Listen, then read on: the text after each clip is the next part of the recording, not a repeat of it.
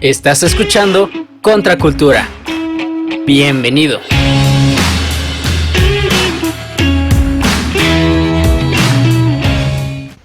Hola queridos amigos, espero que estén teniendo un día espectacular. El día de hoy estoy feliz de poder estar con ustedes y compartirles este pequeño estudio sobre una de mis porciones bíblicas favoritas. El podcast de hoy seguro te dará ánimo y llevará como siempre a reflexionar de manera profunda en la escritura. La sección en la que hoy nos enfocaremos es la imagen del Dios invisible. Y como sabes, en esta sección profundizamos en la escritura enfocándonos en descubrir quién es Jesús.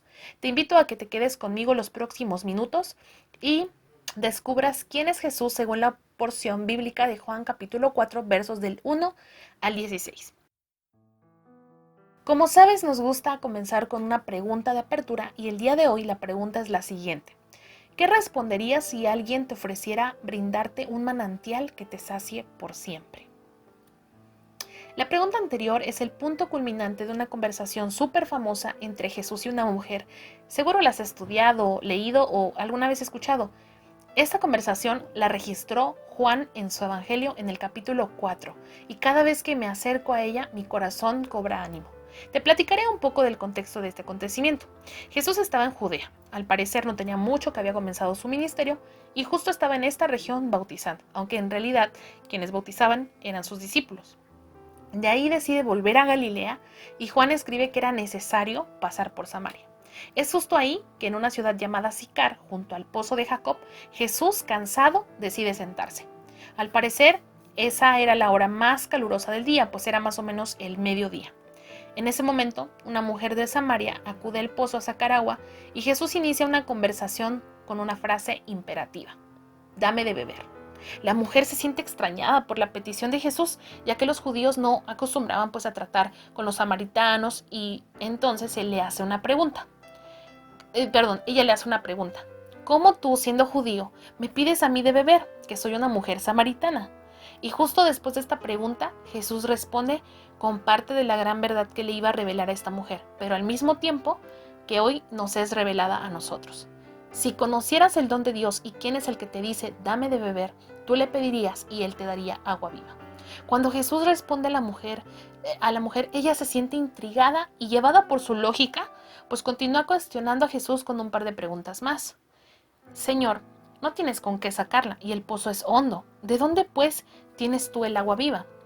Y bueno, esta pregunta parte del razonamiento lógico. Si es que él podía darle esa agua, ¿cómo es que no tenía con qué sacarla de aquel pozo?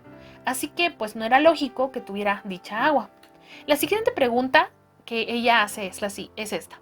¿Acaso eres tú mayor que nuestro padre Jacob, que nos dio este pozo del cual bebieron él, sus hijos y sus ganados?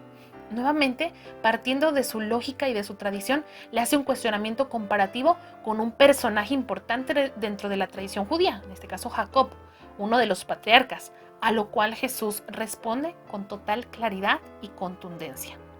Respondió Jesús y le dijo: cualquiera que bebiere de esta agua volverá a tener sed, mas el que bebiere del agua que yo le daré no tendrá sed jamás, sino que el agua que yo le daré será en él una fuente de agua que salte para vida eterna.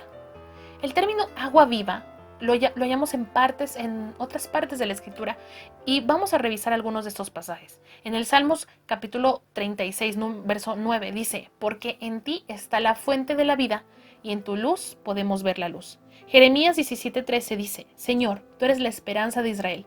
Todo el que te abandona quedará avergonzado. El que se aparta de ti quedará como algo escrito en el polvo, porque abandonó al Señor, al manantial de aguas vivas.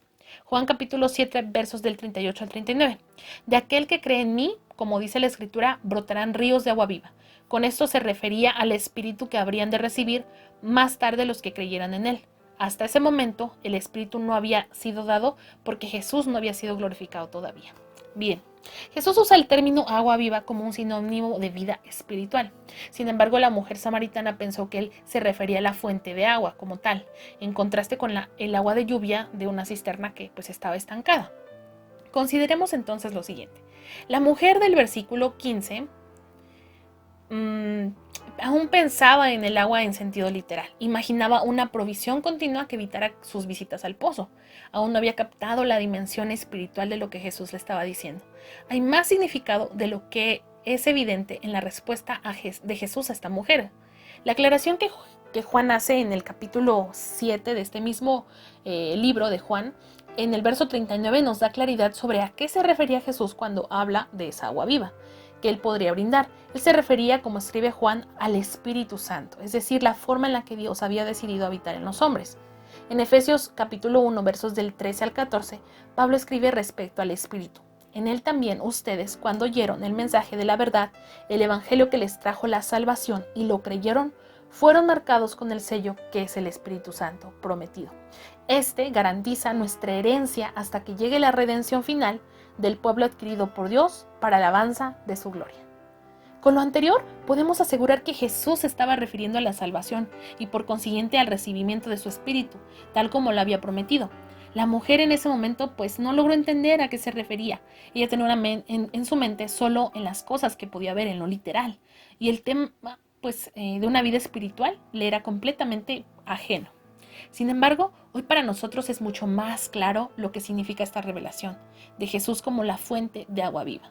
Volviendo a la pregunta inicial, ¿cuál sería tu respuesta a esta promesa de saciedad definitiva? Creo que todos pensamos muy recurrentemente en lo palpable y despreciamos hasta cierto punto el profundo significado espiritual de la promesa de salvación y el recibimiento del Espíritu Santo. Hoy te invito a reflexionar sobre tu respuesta a esta verdad. ¿Has conocido a Jesús como la fuente de agua de vida eterna? Y al mismo tiempo quiero invitarte a que compartas con alguien este podcast. Gracias por quedarte conmigo hasta el final de este episodio. Nos vemos hasta la próxima.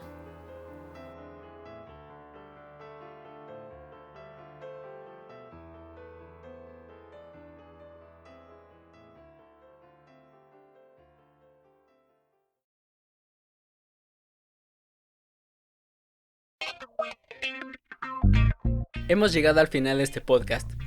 En Contracultura somos un colectivo en el que creemos en la Biblia como la palabra inspirada por Dios y su veracidad y autoridad suprema en todo asunto de fe y conducta.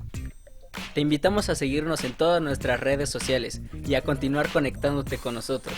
Hasta la próxima.